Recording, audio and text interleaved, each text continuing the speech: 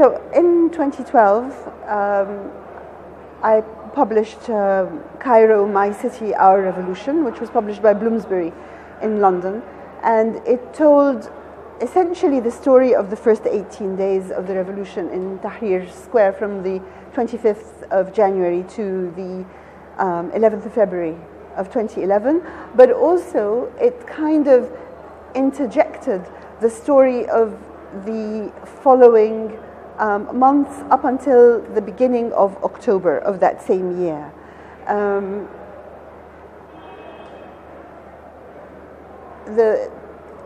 In January 2014, we brought out a sequel, which was Cairo, A City Transformed.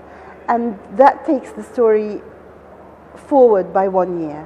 So it carries on until the elections, which then returned the Muslim Brotherhood's Dr. Mohammed Morsi to power. And it tells the story of that year from October 2011 until October 2012, which was really a series of escalating confrontations with the military. And it tells it in episodic form, taking each confrontation and describing living through it and what it means. The situation now is extremely bad, actually. In fact, it is worse than it was before the revolution. I do want to be very, very clear, though, that I think that the revolution was unqualifiedly a good thing. It was a good thing. One can't even talk about whether it should or shouldn't have happened because it was a natural force. It was something that basically came from the people because the moment was right and the circumstances demanded it. The revolution failed. In other words, it failed to take power. So we have not had a government of the revolution. So basically, any judgment that we make is not a judgment on the revolution, if you like. The revolution failed to take power. Now you can discuss why it failed, who failed, for example. And again, just for the record, what I believe is that the people who went out onto the street and the young revolutionaries, the young activists who gave everything they had to the revolution, I believe that they were not at fault. Their position was very clear that they did not want to go into politics. And in fact, politics would not have accepted them. There was no mechanism by which they could actually become political and seize power. They were activists, and they were the people who sort of helped the revolution along, articulated its demands, kept it alive. The people who stepped forward and proposed themselves as the people who would actually turn the revolution into the political power, into government, if you like, were people who had been in opposition for a long time, people who were politicians and who had been in opposition to the Mubarak regime for a long time. And if there is a failure, it is their failure to actually take that amazing moment, that amazing energy and faith and goodwill, and the fact that we had caught the regime, caught the world by surprise, and turn it into an actual political gain. So, having said that, the fact is that when the army stepped forward and said that it would safeguard the revolution and safeguard the transition to democracy, it didn't do anything of the sort. It worked to preserve the regime, and the story that I tell in the sequel to the book is actually the story, as I said, of the escalating confrontation between the army and the revolution. We had elections. The Muslim Brotherhood came to power as an elected force, and they also worked against the revolution to the point of actually putting militias, their own militias, on the streets to beat up, to capture and torture revolutionaries when they went to protest in front of the presidential palace when Morsi was in power, as they had done before when Mubarak was in power. and to the extent of becoming tremendously intimate with the army and the police, giving them pay rises, giving them orders of state, and really just trying to appropriate the Mubarak regime and turning their back on the people and on the revolution. Morsi was deposed, and we now have a government that it is forced to pay lip service to the revolution, because otherwise, where is its legitimacy? If it does not accept the revolution, then it is an army that is in mutiny against Mubarak, and so it has to pay lip service. But in fact, what it's doing is that it is persecuting, imprisoning, killing, torturing revolutionaries. At the moment, we have 16,000 people in jail. It is shutting down public space that was available even during Mubarak's time, even though it was contested. Non-governmental organizations that work for human rights, for example, freedom of expression, are tremendously under attack, even coffee shops. So it's trying to close down public space, and at the same time it is consolidating economic power, not with any view to actually serving the country, but with a view to enriching itself.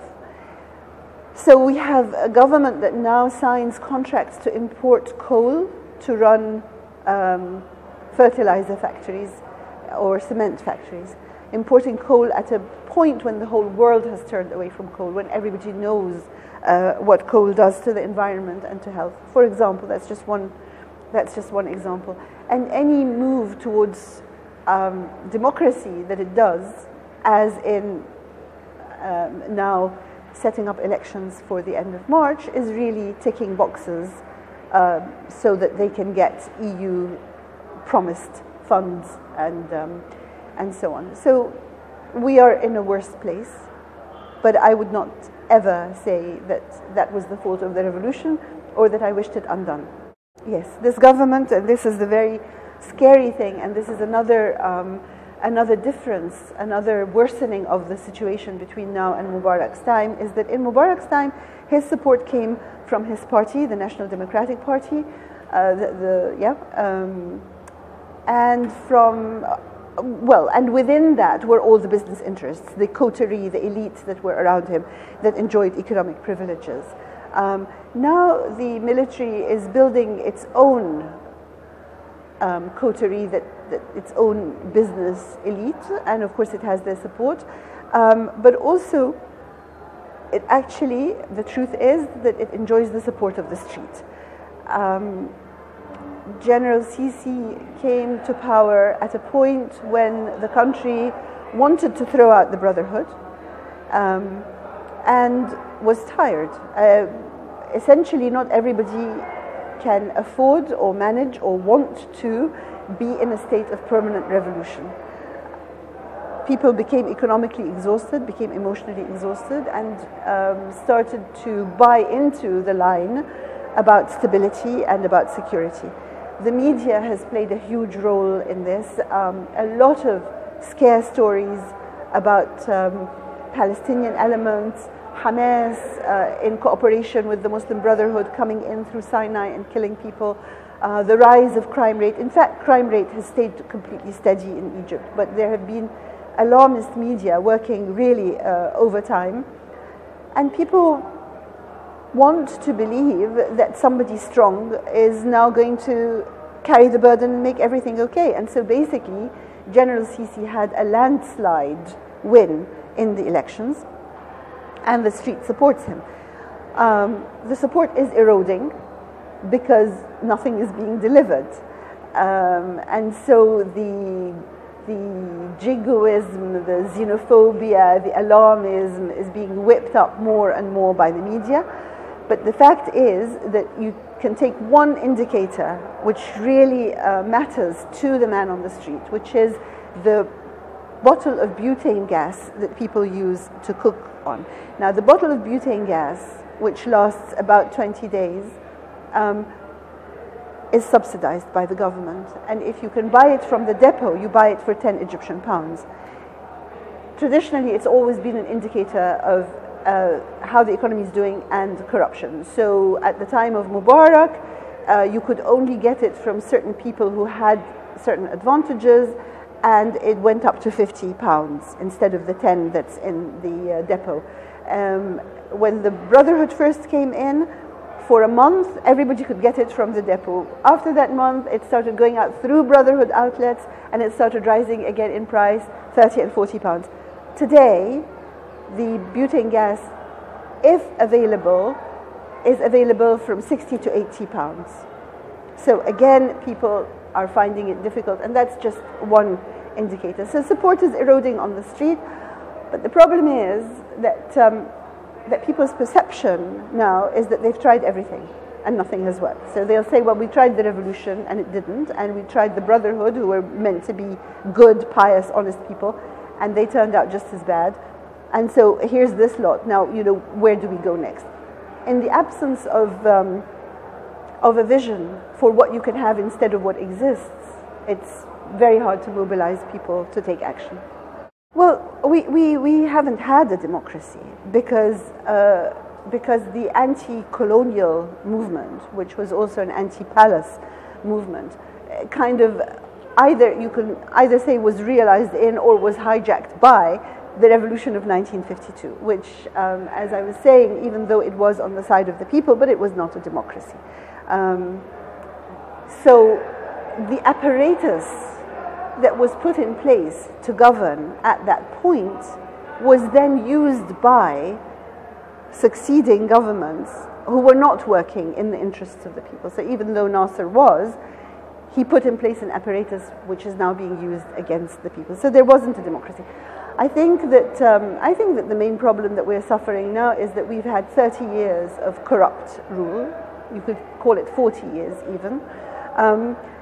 That our institutions are really hollowed out by these 40 years of corrupt rule, and that the regime which has reinvented itself and resurfaced in government does not have a vision.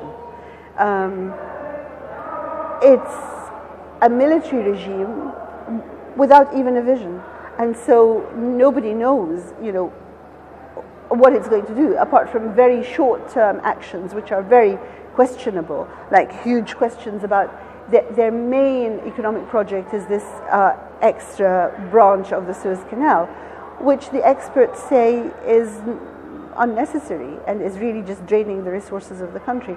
So at the moment, if I fight for something, I would fight for human rights, for an acceptance of the right of people to, the safety of their physical bodies. And I would say that we need to work very, very hard to provide a vision that people can actually relate to and be inspired by. I mean, the revolution made it very clear that the country was for bread, freedom, social justice, which really translates into a decent economy that allows people to work and make a decent living wage. Freedom, you can translate that as human rights and absence of police brutality, and you can also translate it as freedom of your political will to act in the region the way that you want.